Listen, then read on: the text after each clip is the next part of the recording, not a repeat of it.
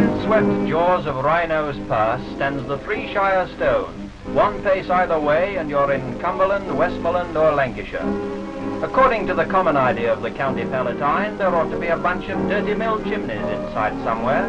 Strangely enough, there's nothing of the sort to be seen. Northwards, Cumberland and Westmoreland offer you the grand peaks of Pike of Blisco, Bow Fell and the Langdale Pikes. But turn your face to Lancashire, and you don't have to knock any marks off when you look at Fairfield, Wetherlam and the Old Man of Coniston. True, you will very soon find industry of a sort if you turn south. The finest slate in the world is quarried around here. You may think it's rather a pity to scar the mountains like this, but after all, these grey stone buildings that mean somebody's hard-won livelihood don't spoil the landscape nearly so much as one yellow and red bungalow built for somebody's pleasure. The ancient quarries are there if you choose to look for them, but why bother when you can rest your eyes on such loveliness as that of Tarn House? There's a Lancashire youngster. You see, they don't all have to dabble in the dirty canal for tiddlers to put in at last jar. When people live in the heart of such beauty, can you wonder that amongst them have been found poets like Wordsworth and artists like Romney? If you must have your Lancashire file indexed as an industrial county, well, here's the oldest industry of them all.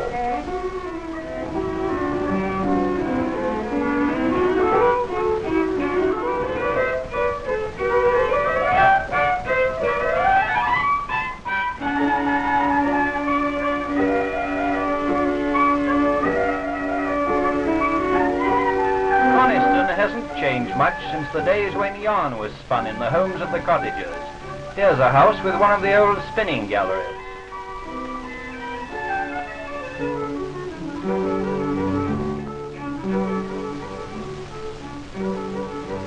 Coniston Old Hall might be called a desirable country residence now, but it had to be a stronghold when the Fleming family laid its first stones nearly 700 years ago. Coniston Water. Search Great Britain for a perfect scene of water, wood and mountain, and you'll find nothing finer than Lancashire's Coniston.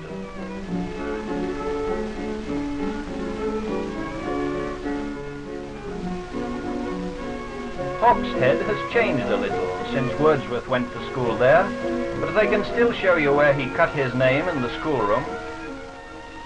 Here, the tradition of the craftsman working with his hands in his own home is still strong, and there's hardly a house in Hawkshead that doesn't hang out a quaint sign or fill a window with clever workmanship.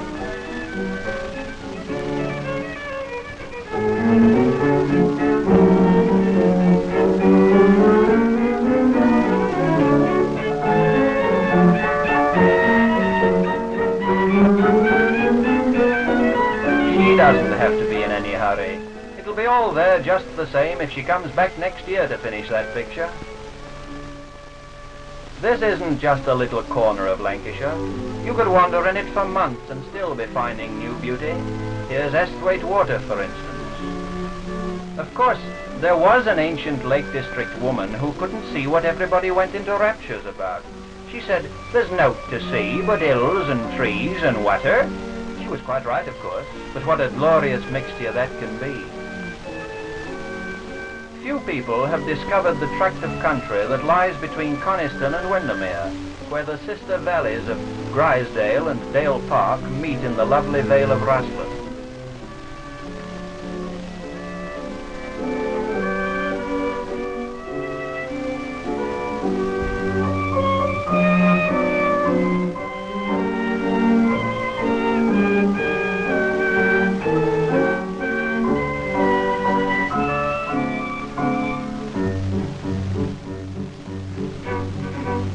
Life runs very quietly here. There's no need to look both ways for traffic before you slip across the street to tell Mrs. So-and-so how you tick the butcher off again.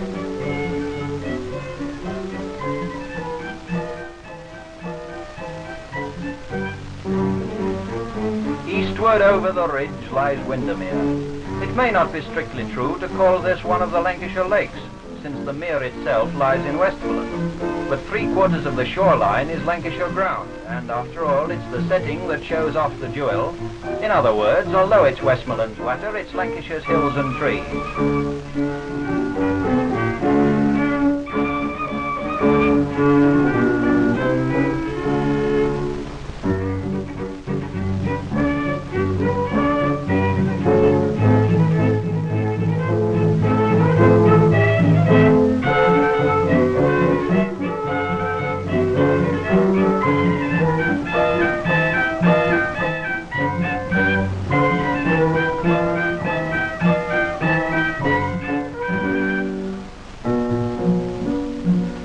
that young fellow's left his clothes in Lancashire and taken a header into Westmoreland.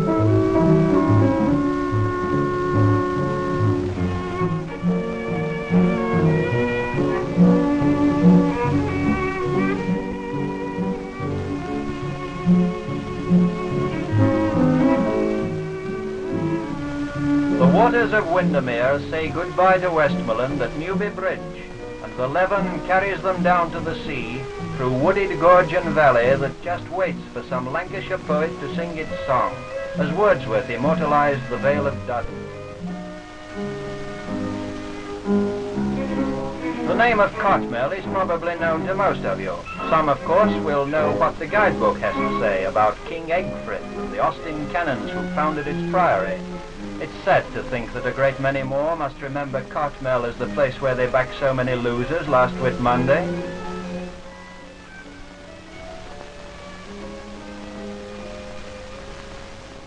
On Humphrey Head they killed the last Lancashire wolf. Nearby at Barrow-in-Furness, the iron workers and shipbuilders have been doing their honest bit for generations to keep the wolf from Lancashire's door. Leaving now the enduring works of nature, we gaze out over the transitory works of man. Yet who shall say that even here there is not beauty? Wordsworth could see it. Motions and means on land and sea, at war with old poetic feeling, not for this shall ye by poets even be judged amiss.